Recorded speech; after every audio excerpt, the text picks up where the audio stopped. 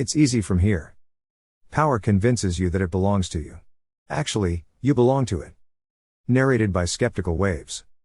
Published Tuesday, November 26, 2024 by Curtis Yarvin. It's easy from here. That's painful to admit, because it won't happen. It won't happen. But still, it would be easy. But still, it won't happen.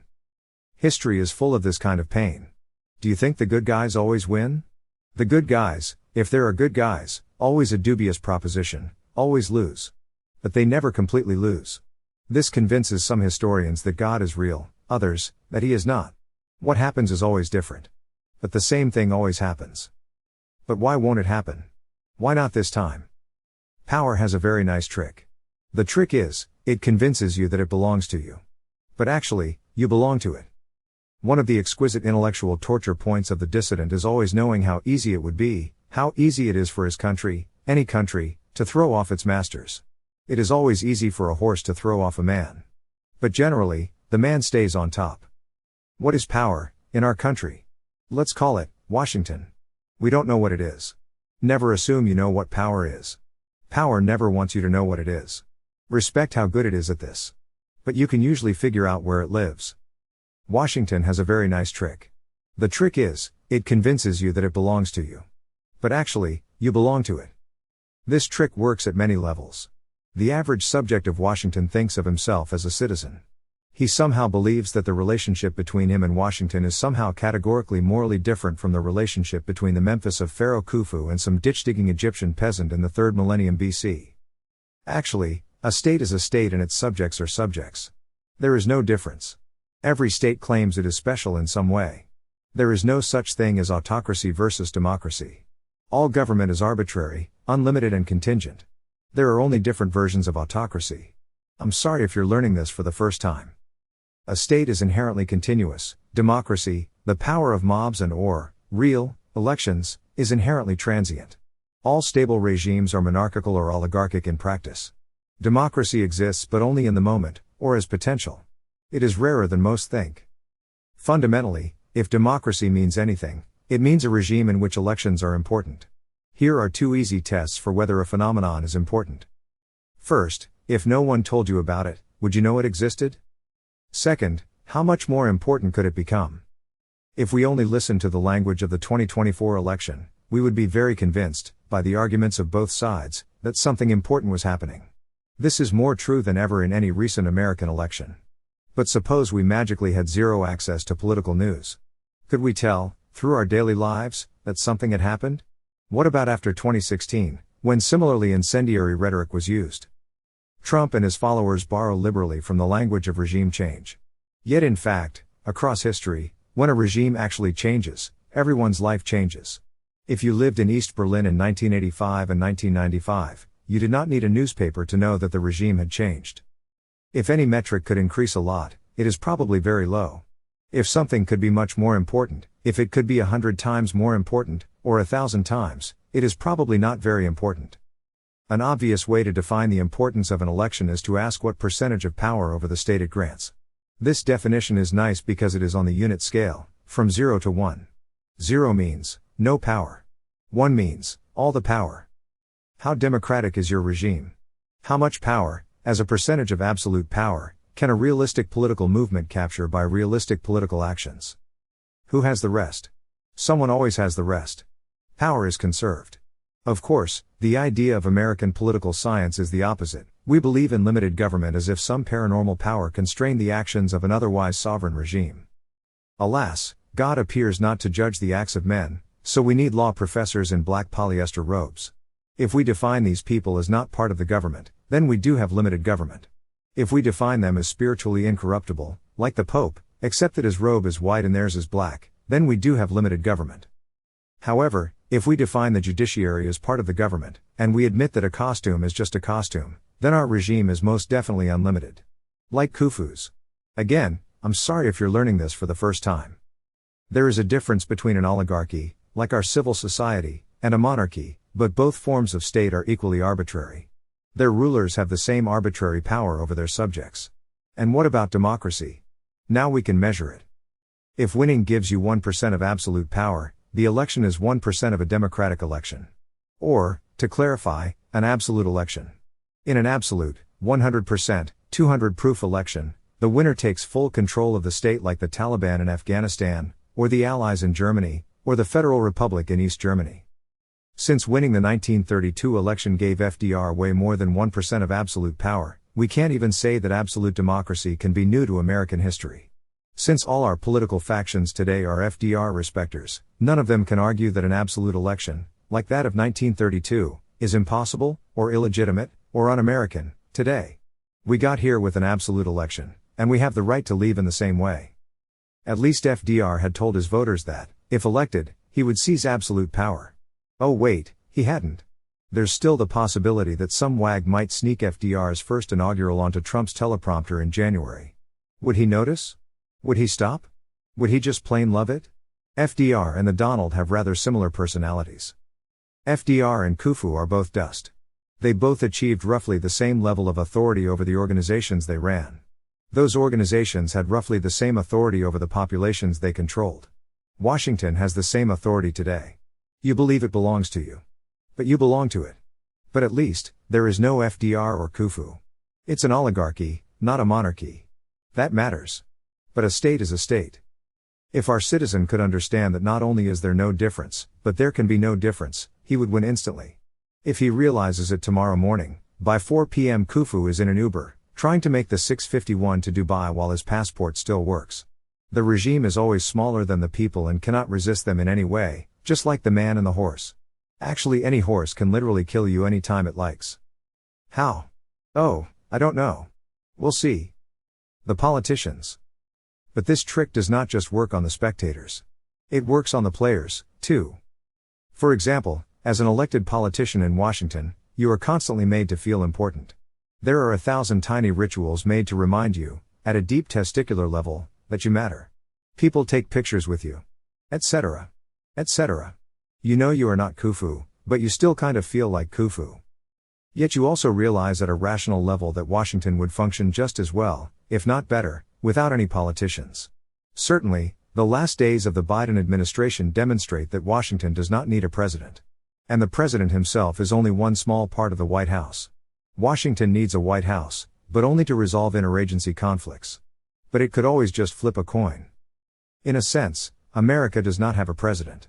If it had a president, it would have a chief executive of the executive branch. For that, it would have to have an executive branch. The agencies of this branch would have to be executive organizations with chief executives of their own, whose goals and resource budget the president sets. In an executive organization, every node in the organizational chart has a goal and a set of resources, including direct reports who can be given goals and resources. This is how a company works. This is how an army works. This is not how Washington works.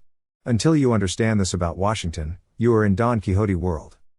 America has no executive branch. It has a procedural branch, the administrative or deep state. In this procedural branch, every employee in every agency, from top to bottom, has not goals, but duties. These duties are set by rules and procedures. These rules and procedures are set not by the executive branch, but the legislative branch. But the legislative branch is elected, too. Yes, elected with a 98% incumbency rate, in the House, and 90%, in the Senate, then subjected to a seniority-driven committee system mentioned nowhere in the Constitution, but seemingly cribbed from the most serene Republic of Venice. Talk about Doges. Yes, the legislative branch is elected. You might think of our legislative branch as a parliamentary body. Indeed, at its center is a classic parliamentary debating chamber. But if this chamber was literally filled in with concrete, if nothing like what happens there now ever happened anywhere again, the actual work of Capitol Hill could continue undisturbed. This is true, too, of every parliamentary body on earth. There is no body of statesmen that decides on policy by open debate. There are no statesmen at all. There are politicians. If they debate, it is to pretend. Generally their function is to raise money so they can keep getting elected. And if they do keep getting elected, they rise in the bizarre Venetian seniority system. Yet the Hill is an extremely functional sovereign bureaucracy. Legislation still works. It can still make serious changes to Washington. Politicians are mostly fundraisers and PR fronts, but Hill staffers do actual, serious governance work. It's a career that can be a career in itself, but that can also point into the agencies, lobbying, or activism. But not only do the legislators not proactively drive legislation, The staffers do not even generally write it. The role of the Hill, in our democracy, is to select, from the vast arena of ideas championed by some lobby or movement, whose language becomes law. Broadly speaking, lobbyists exist to suborn the government for money, activists exist to suborn the government for power. Either may be working for good, or evil, or both. Both will write all the legislative or appropriations language you want. Neither has to be elected by anyone. But you do elect the empty names on lawn signs who they bribe. This is Capitol Hill. It actually runs the country. Hardly anyone in America has any real idea what does. It has a 13% approval rating. It is totally impervious to elections. Our democracy, folks. If you watch a TV debate and have to drink every time a Democrat says folks, you'll go the way of Dylan Thomas well before the intermission. These days, even if you just drink when the Republican says folks, tomorrow morning won't be pretty. This is new. It feels sinister. Folks. I'm not sure I understand it fully, folks. So the Congress is a kind of breakwater against democracy. Behind this wave barrier is true sovereignty, which is inherently permanent. Inasmuch as Washington has a center, that center is the Hill. The Hill is the matador. The White House is the Cape. Sorry, voters. Elon and Leto, the Doge story. Elon Musk has gored the Cape. He has all Trump's power behind him. What does he get from this? He gets appointed to a blue ribbon commission. A FACA committee. The Federal Advisory Committee Act defines advisory committee as any committee, board, commission, council, conference, panel, task force, or other similar group that dispenses advice or recommendations to the President of the United States, and excludes bodies that also exercise operational functions. Excludes bodies that also exercise operational functions. I can't even. But the good news is, Doge will dispense advice or recommendations. Let me repeat this, since it's so funny, the Department of Government Efficiency is not even part of the government. It literally has no power of its own. Everything Elon will be doing now, he could have done 6 months ago. The result of this exercise will be a report which suggests to various agencies how they should save money. Or something. Imagine if Elon Musk had provided advice and guidance to Parag Agrawal. I think he tried that first. Lol. What will it suggest, exactly? It will suggest some actions. Here are the forms that these actions could take. There are 2 of them, executive actions and legislative actions. I think a commission of this kind could take a really radical turn and suggest judicial actions, new interpretations of the law that let us send the libs to the crystals. But it's not clear that America is quite ready for this level of new wave political science. Legislation. Legislation is how anything really serious gets done in D.C. Legislation may even be a way to compel an agency to do something it doesn't want to do. It will at least have to pretend. It may not do it quickly, cheaply, or effectively. It will have to do something. Moreover, legislation has effectively unlimited power upside. Congress could very easily abolish the Department of Education. Or the Department of State. It won't, though, not because America needs these agencies, though it may, but because no such action is in the interest of any legislator, staffer, lobbyist or activist. So, Doge may suggest some legislation. The Congress will read its report and be like, golly gee. We could save money for the taxpayers. Why didn't we think of all these brilliant ideas? Lol. In this, Doge perfectly echoes its 40-year-old predecessor, the Grace Commission, for which the slogan "Drain the Swamp" was actually coined. The Grace Commission spent $75 million to create a 47-volume report. It identified $424 billion of savings from implementing its recommendations. In the end, 12 of its recommendations were passed into law, saving somewhere between $2 and $5 billion. I guess that's a good return on a $75 million report. Let's see if Elon and Vivek can match it. It's unfair, of course, to laugh. The Doge guys understand this perfectly and have already announced that Doge will focus on executive actions. Executive action. Executive actions are executive orders. EOs have the legal force of a tweet. You can't go to jail for disobeying a tweet, even if the president tweeted it. Or an EO. In real life, EOs work when they order an agency to do something it wants to do. In fact, they are generally written by the agency itself. They are certainly reviewed by the agency. EOs are not written high at 3 a.m. by Elon Musk with a Sharpie on a Denny's napkin, even if they probably should be. If you know DC, can you make something happen with an EO? Of course. Depends what, though. Now, to Steelman this plan, there are 2 genuinely new and meaningful ideas in the Doge literature that I've seen. One is that Doge will work directly with the new and extremely capable OMB director, Russ Vought. Watch his Tucker interview. OMB was actually designed, as FDR's Bureau of the Budget, as a sort of secondary government control device. Here's Time magazine in 1945, describing the powers of its first leader, Harold Dewey Smith. The Bureau of the Budget is generally thought to be a branch of the Treasury which collects and adds up what the various departments of the government would like to spend during the coming year, and presents the figures each January in a bulky tome called the U.S. Budget. Except that the Bureau was transferred in 1939 from the Treasury to the Executive Office of the President, this is true. If Harold Smith had the title that fits his job, he would be called General Manager of the U.S. government. As early as 1918, Assistant Secretary of the Navy Franklin Roosevelt had urged on the House Appropriations Committee a plan to create a budget bureau which would be the central control agency of the government. His reasoning was simple and logical. Government agencies do 10.001 jobs, from building battleships to advising farmers about the pink bollworm. But they all do one thing in common: spend money.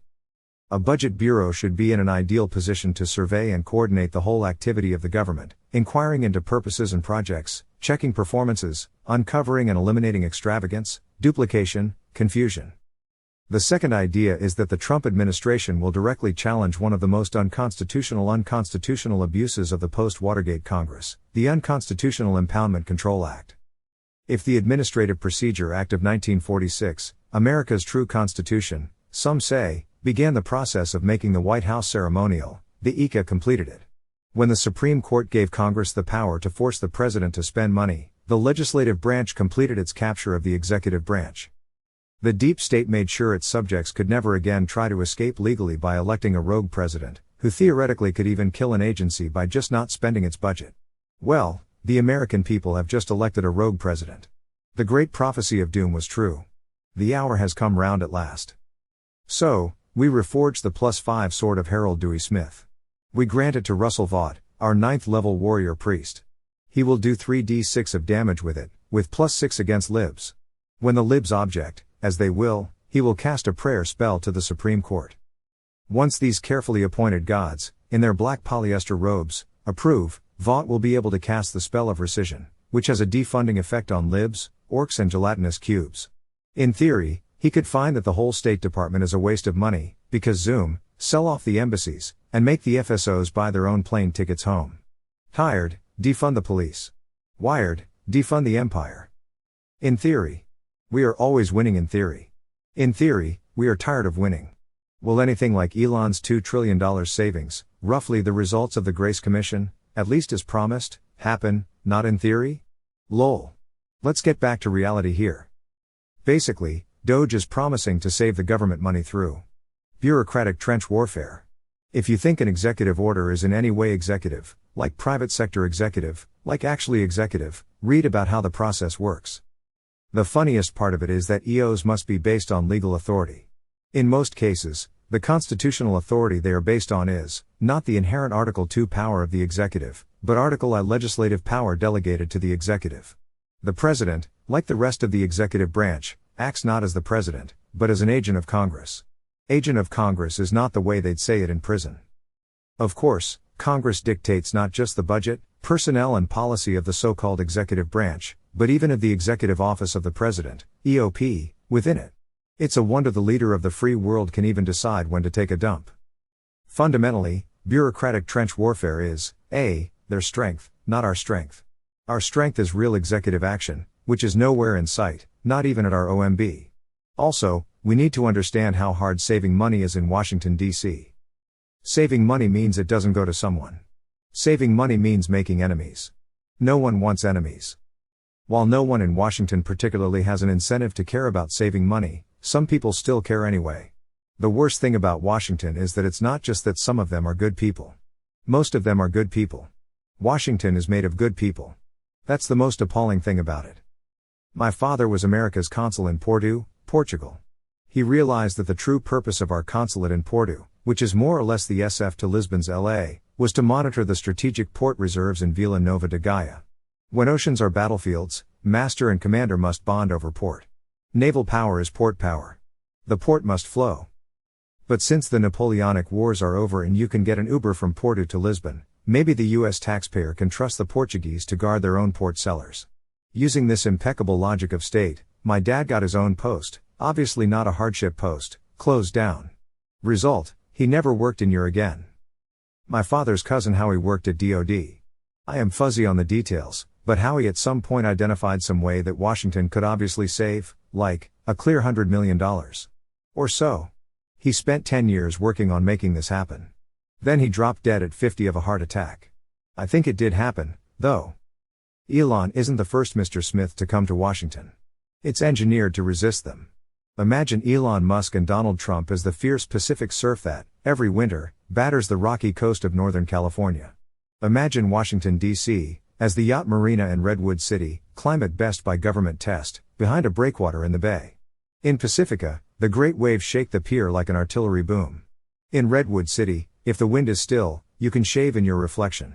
Maybe Elon is a real tsunami, an asteroid in the Pacific, an astronomical catastrophe, so you miss a spot. What's truly crazy about Doge is that the hard part is not identifying inefficiency in Washington. If you point an org chart shotgun at any part of Washington, any organ or tentacle or division, the right thing, abstractly, is to shoot it. Here's why. The organ is doing something.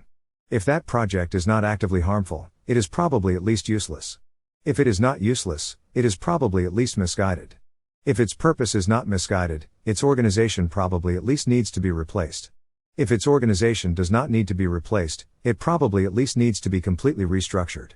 And if it does not need to be completely restructured, it is probably quite inefficient. Mere inefficiency is thus an unlikely best-case scenario. But every recommendation in the Doge report, if it goes anywhere at all, will land on the desk of its natural enemy, the bureaucrat whose budget it is trying to cut. His first action will be to write a memorandum, 10 times as long as the recommendation itself, about why this is a ridiculous and disastrous and impossible idea. Somewhere along the line, it becomes a court case. Obviously, the rescission is enjoined until the case ends. It ends up at the Supreme Court, maybe in 2 years. What does the court say? It doesn't want to say no. It doesn't want to say yes. It has every reason to say maybe, to kick it down to a lower court. Thus goes the tennis game. And while it is too simple to say that the White House has to lose all such games, it cannot win any one without an immense investment of energy. And most importantly, each game is separate. It doesn't scale. Doge itself is one process, but each recommendation it seeks to enact is, at least, one process. The report is this vast collection of potential tiny wins, each of which is barely worth the cost to collect, as a fiscal dividend of power. The war of Doge splinters into 1,000 tiny battles over 1,000 bureaucratic fortresses, each a veteran of decades of budgetary infighting. In each of these battles, the attacking public has no interest at all. For the defenders, it is career life or death. You can excite the public with Doge in general. But not one recommendation I can imagine it making would be even slightly exciting to the public in general. You are just picking 1,000 fights with 1,000 sharks. In each case, you are fighting the shark in the water. And what, exactly, do you get if you win? Some shark meat? Moreover, because the Republicans still do not see themselves as seeking power, only good government, these wins are dead-end wins. They do not produce more power, only good government. In the grand scheme of things, is it very good government? Are you winning, son? Even if Doge could cut $2 trillion a year from the budget, how many personnel would that actually attrit? Enough to matter? It's just not a serious or comprehensive approach.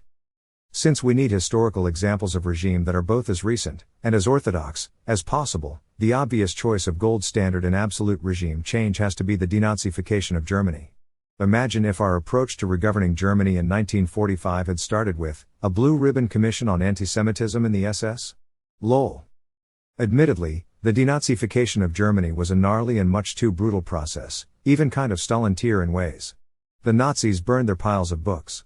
They burned Magnus Hirschfeld's whole library. And filmed it.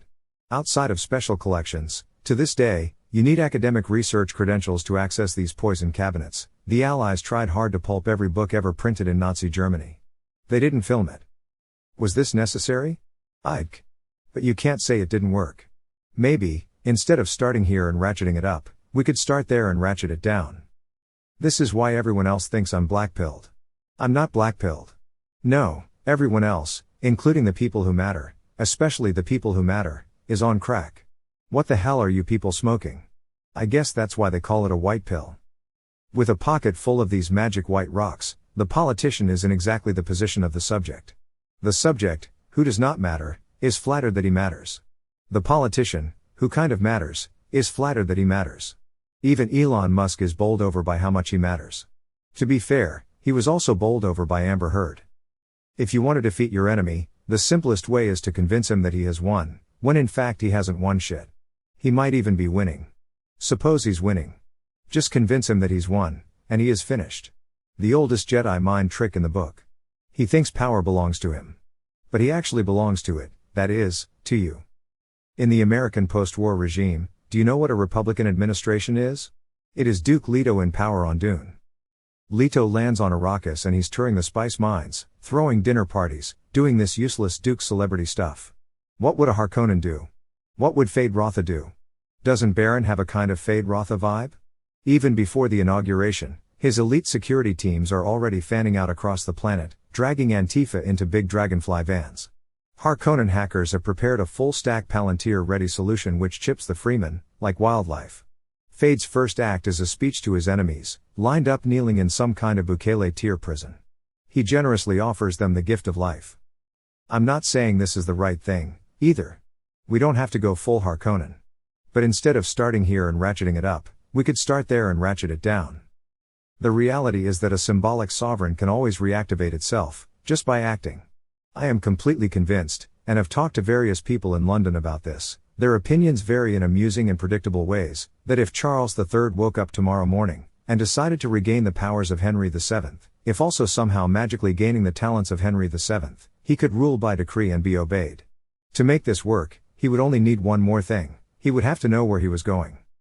Amongst persons in Britain capable of violence, emotional loyalty to Westminster is nil. Therefore, the regime can fall without any violence whatsoever. Of course, power is habitual obedience and everyone in Britain, violent or not, is used to obeying Westminster. Regime change is a structured discontinuity in this habitual obedience. It must never be forgotten that regime change is a change to obeying something else. When a power is confident, dominant and capable, its enemies melt away like snow. When it feels weak and incompetent, it is meat. And when it feels capable, but is actually weak and incompetent, because it is observing and acting in unreality, it is the flabbiest, most delicious meat of all. I've seen this effect 3 times in my political lifetime: Trump 47, Trump 45, and 9/11. Each time the libs fled before some perceived threat. Trump 47 is by far the weakest, no one in DC is genuinely worried about it. It's all performative fundraising rhetoric. Can the transgender congressperson use the women's bathroom? The Congress, I feel, must be the master of its own house. And rank hath its privileges. Maybe any senator or even representative may use any bathroom, not just on the Hill, but also in public facilities, such as airports, or even the nursing vans, to pound one out. One of my theories about 9/11 is that the libs were much more terrified of its political consequences than they needed to be, because the guilty flee where no man pursueth, and they were terrified of their deep historical ties to Arab terrorism. Like Yasser Arafat. Al-Qaeda was not ISIS. It was the last 20th century terrorist movement, with way more Islam but still deep Carlos the Jackal vibes. Osama as the Che of Araby. For all the Allah, Al-Qaeda was still a revolutionary phenomenon. This, I theorize, is why white shoe lawyers still go to Guantanamo pro bono for Al-Qaeda, whereas the much larger remains of ISIS rot in a camp in Syrian Kurdistan. If you read Osama's speeches, he is concerned about many progressive issues, climate change, for instance. Often you could be almost reading Obama. ISIS was not really into climate change. This is one of many reasons it's fine to put them all, with their whole families, in a generational concentration camp run by a hostile ethnic militia. I'm actually surprised the January 6th rioters weren't sent to Syrian Kurdistan. What's cool is, unlike Guantanamo, it doesn't even, legally exist. The idea that Americans would process this connection, or the more prosaic, but nearly as embarrassing, connection to the Saudi regime, and identify 9/11 as some kind of blowback absolutely terrified the powers that be. That's why we saw flags everywhere. That's why the libs even went along with the invasion of Iraq. Suddenly, no one wanted to be on the side of any kind of deranged Arab warlord. Actually, right now, no one in Washington is panicking about Trump 47, not at all the way they panicked about Trump 45. They smell meat. With Trump 45, they ate. Think for a moment about how great Trump 45 was for the New York Times.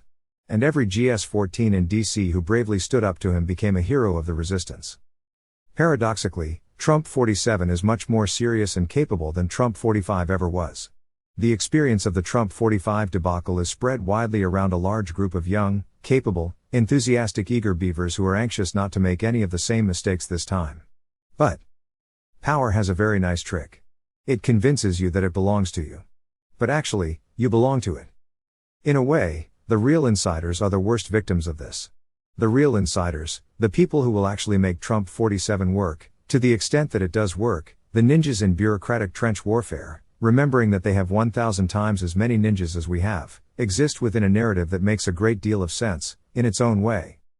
Of course, the TV Washington you see on the news is nonsense. It is not real. We all know that, and we know there is no alternative. Because the people are retarded. No one is crossing any kind of Rubicon anytime soon. Lol.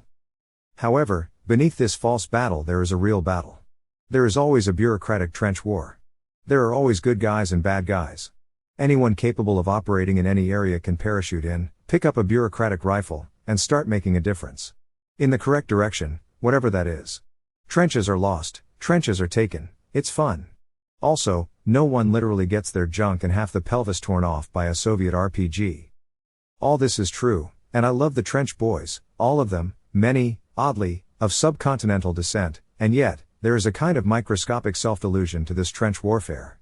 As though claiming another muddy half-kilometer of Belgium was actually this huge thing that was going to bring down the German emperor, like, tomorrow. Ultimately, their mindset is still the mentality of Boxer in Animal Farm, we must work harder. I do not agree. Yes, it is always better to work harder. All things being equal. But all things are not equal, and here, I think, we must work smarter. First of all, the true tiny micro-reality of this trench warfare, as compared to the huge fake macro-realities it is used to sell, is inherently a deception. Yes, you can get a little done. In some areas, like immigration, where large parts of the old government still want to do their old job and know how to do it, you can get a lot done. But taking these micro-victories seriously has a serious cost. It makes the micro-winners buy into the lie that their tiny wins are actually in some sense big wins. This in turn forces them to be active co-conspirators in producing the delusion of real elections. Even though they are fighting sincerely against the dark powers of the deep state, their very victories only lend verisimilitude to its most central, life-giving illusion. The harder a Republican administration fights, and the small more victories it wins, the better it sells the illusion that it is in control of the government, allowing the Congress, which is actually in control of the government, to evade any accountability. It's actually a beautiful design in a sense. Republicans and Democrats agree on one thing: elections matter. Do they, though? Suppose you spend the next 4 years ignoring politics and living your life. Even if the biggest, best plans of the new administration come true, even if Doge is all Enrico Dondolo and no J. Peter Grace, even if Elon can save $2 trillion. Will you notice that anything happened? If not, do elections matter? Trying to save the country by making the government smaller, better, etc., is a lot like trying to go to space in a balloon. You can get really technical about it. With a big Mylar envelope and a lot of other space tier gear, you can get to like 100,000 feet. The sky is pretty black up there. It's almost like you're in space. In terms of your lungs, you're in space. In terms of gravity, you're on Earth. What we normally mean by space is orbit. Orbit is not about altitude. Space is not a function of being really high up. Making the government smaller is great. Making the government better is great. You do have a beautiful view of the stars. But actually, space is a function of going really fast. Also, power is a function of being in charge of the government. Right now, they are in charge. After the regime change, you have to be in charge. Just imagine you have all the power they have now, but their regime is still in place, precisely the relationship of the Allies with Germany in 1945. What's your next move? If you don't know, you're not even ready to win. It's easy from here. The solution is obvious: capture Congress. Legally, of course. Make elections matter. Congress is a pretty attractive startup target. First, it actually runs the country. It has all the power everyone thinks the president has. The Senate can even overrule the Supreme Court, by packing it. What it chooses to do with that power is mostly just to delegate it to the agencies in vague language mixed with micromanagement, in the twisted, opaque, and not always pretty nexus of money and influence from which the Hill makes its laws. Congress is America's seawall against democracy. When enough of its incumbents win enough elections, our patriotic congresspersons, whatever bathroom they use, protect the whole noxious nexus of the administrative state from being swept away by one great wave of populist revulsion. This regime's results are revolting indeed. Sadly, the people are almost as revolting. That's why, in the 21st century, neither oligarchy nor democracy is a viable structure of government. Today, Congress gives NASA $25 billion a year and an appropriations bill as thick as a mystery novel. How does it spend the money? Read this. Tomorrow, Congress could cut a $25 billion check to Elon and scribble for cool space stuff on the memo line. Would we get more, or less, cool space stuff? If this isn't the point of NASA, what is? Second, Congress is extremely unpopular. Its popularity rating sometimes dips below 10% and rarely gets above 20%. It was at 13% last time I checked. And third, hardly anyone in America even knows what Congress is or does. They still think it's some kind of parliament where gentlemen in hats debate the great issues of state. That's why they still care about candidate quality and moral character and other such kayfabe nonsense. Therefore, it seems straightforward for the assorted intellectuals of conservatism, especially if they get to speak from the White House steps, to explain to Trump voters that they are the bull who just put a really impressive hole in the matador's cape. If nothing else, this result helps the bull see the matador through the cape. Now, though, can the bull see the matador? Or is his spangly suit somehow invisible to all bovids? Or can some people see him, but not everyone? Teach the masses to put a horn in the matador, not the cape, and, then, all this Trumpian rhetoric can come true. Of course, there is no idea that the matador fears and loathes more.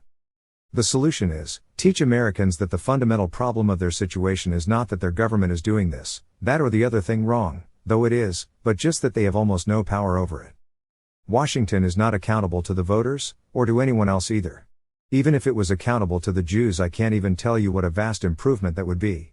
Surely, if the elders of Zion existed, the 20th century would have worked out better for the Jews. And probably for everyone else, too. At least someone would be in charge. For instance, it's hard to picture the elders of Zion sending virologists to bat caves in Laos, to collect all the bat viruses and mutate them in a Chinese lab to infect humans. What do you think, Moshe? Some promising research, new? Oy vey. Unfortunately, there are no elders of Zion. It's all up to you, dear American voter. If you can learn how to vote to take power, not to use power, you will win. Otherwise, you will lose. Your problem is not inflation, abortion, immigration, or even fentanyl. Your problem is that you don't have enough power. You're not voting against fentanyl. You are voting for power. You are voting for the power to beat fentanyl as well as inflation, abortion, immigration, and whatever else needs beating, but nothing that doesn't. There is one huge problem standing between us and this easy solution. Americans cannot recapture their political system while they still believe in it. The irony of our politics is that progressive ideas fit perfectly with progressive power. Every progressive idea makes progressives more powerful. If the real world changes so that the exact opposite idea is the powerful idea, progressives will change their mind. On February 1, 2020, insouciance toward COVID was a progressive idea. On March 1, 2020, paranoia toward COVID was a progressive idea. What changed was not anything new we learned scientifically, but just that President Trump came out as insouciant. Suddenly, the only way to rebel was to be paranoid. So, instead of going to Chinatown to lick doorknobs, we all had to mask up. If Trump had gone the other way and talked about our precious bodily fluids, the world would have followed the Swedish model. Progressives do not believe in the American system of government, only in power. Conservatives do not believe in power, only in the American system of government. Therefore, progressives always win and conservatives always lose. And as for the American system of government, how's that working out for you, conservatives? Is it the best system of government in history, or the worst? Or, in some strange way, both? While they still think of Washington as what they were taught it was in high school, or even as the authors of the Constitution designed it to become, they are acting in a fantasy world. Their actions, effective in the fantasy, are ineffective in the reality. Washington was created by history and is inexplicable without it. But it lives not in history, but in its own fantasy. The story of Mr. Smith going to Washington is that, elected to destroy the fantasy, still a fantasy for some people, definitely a nightmare for others, he, well, goes to Washington. Where else would he go? He goes to Washington. He inhales its heady vapor. He enters the fantasy. He is soon found trying to improve it, not destroy it. The policeman, sent to shut down the play, finds himself on stage. Where else would he go? For Americans in and outside government to act effectively against the powers that be, they must surrender the powers they think they have, starting with the power to elect a government for the people, of the people, and by the people.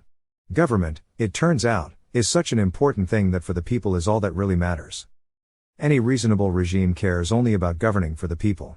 Unfortunately, modus tollens plus the evidence of our own eyes convinces us that ours is not in any way, shape, or form a reasonable regime. If you stop believing in the system, you stop trying to fix it, and start trying to win.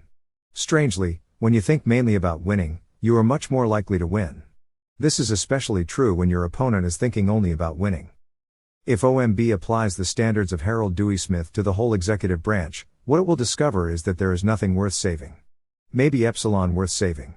Given any arm of any agency, the optimal way to achieve its stated mission is not to reform it at all, but to dissolve it and replace it with a new organization, one run like a company on executive principles, not like a bureaucracy on administrative principles. Even at big companies, there is a need for some standard procedure, but how can this new executive branch be funded? With a compliant judicial branch, there is no need at all to capture the legislative branch. Impoundment is a start. But we're really cooking once we discover that one of the most important bars in the legal cage around the presidency, Humphrey's executor ironically, a fit of old court pique against FDR, was wrongly decided. In reality, the Federal Reserve is part of the executive branch and therefore subject to the president. Never mind setting interest rates, the Fed has both the technical power, and the legal right, to buy any asset the president wants it to buy. I suggest a giant platinum coin, like as big as an extra large Papa John's. Heads is Trump. Tails is Starship. The president feels this unique collectible is worth $1 trillion. Who says he's wrong? Surely that's enough to at least boot up the new regime. If President Trump can pull this off, he doesn't need to care much about Congress. If he can't, what could he do, and what could his supporters do, to put the absolute maximum possible pressure on Capitol Hill? Congress is a mighty seawall, but once the wave is found to break it, nothing will ever be the same. Yes. It's easy from here. Still, it probably won't happen. Lol.